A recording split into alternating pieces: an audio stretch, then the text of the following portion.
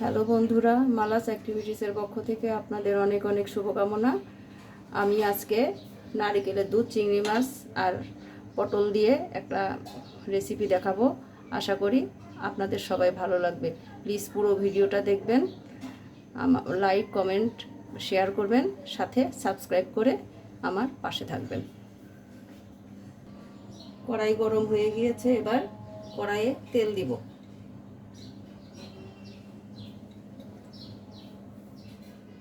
আমি পটলগুলো আগে থেকেই হলুদ লবণ দিয়ে মাখিয়ে রেখেছিলাম। এবার পটলগুলো আগে ভেজে নিব।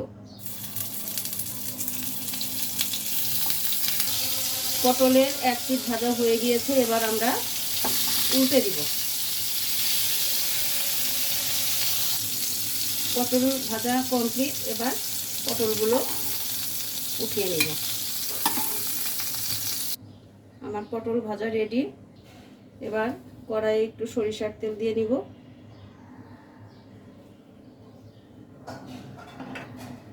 তেল গরম হয়ে গিয়েছে, আমি অল্প একটু ছোট চিংড়ি মাছ দিব এই রেসিপির মধ্যে।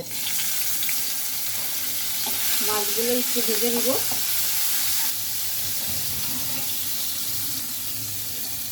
বন্ধুরা, এবার আমি এই মশলাটা তেলের মধ্যে দিয়ে দিব।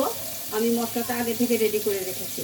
মশলাটা আমি নারিকেলের দুধের মধ্যে গলিয়েছি। এই রান্নাটাতে আমি একটুকু জল ব্যবহার করব না, শুধু নারিকেলের দুধ দিয়ে রেসিপিটা তৈরি করা হবে। তো এখানে হলুদ, লবণ, মরিচ আপনারা যেভাবে খাবেন সেভাবে দিবেন। মরিচের গুঁড়া আমি 1 চামচ পেঁয়াজ বাটা, 1 চামচ রসুন বাটা, হাফ চামচ করে জিরা বাটা, আদা বাটা সরিষার তেলের সাথে গুলিয়ে রেডি করে রেখেছি। এবার আমরা মশলাটা তেলে দিয়ে দেব। ভালো করে মশলাটা কষাতে হবে।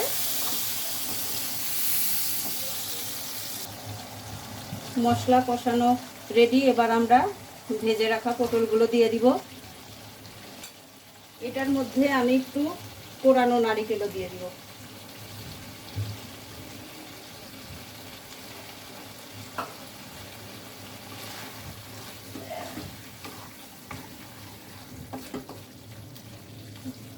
ভালো করে কষিয়ে নেব।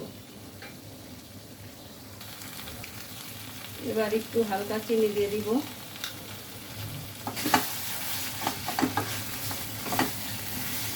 পটল ভালো করে কষানো হয়ে গেছে, এবার আমরা নারিকেলের দুধ দিয়ে দিব। এখানে পুরো একটা নারিকেলের আমি দুধ বানিয়েছি। এর আগের রেসিপিতে আপনাদের আমি দুধ বানানো দেখিয়ে দিয়েছিলাম, সেজন্য এখন আর দেখাইনি। দুধ আমি আগেই বানিয়ে রেডি করে রেখেছি। এবার ঢাকা দিয়ে দিব। 2টা কাঁচামরিচ দিয়ে দিব, একটু গরম মশলার গুঁড়ো। আমার তরকারি প্রায় রেডি। আর 2 মিনিটের মতন জ্বালিয়ে চুলা বন্ধ করে দিব। আমার পটলের তরকারি রেডি। এবার চুলা বন্ধ করে দিব।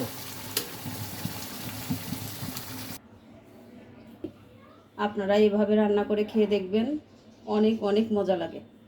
তো সবাইকে অনেক অনেক শুভেচ্ছা জানিয়ে আজকের মতো এখানেই শেষ করছি। সবাই খুব ভালো থাকবেন। ধন্যবাদ।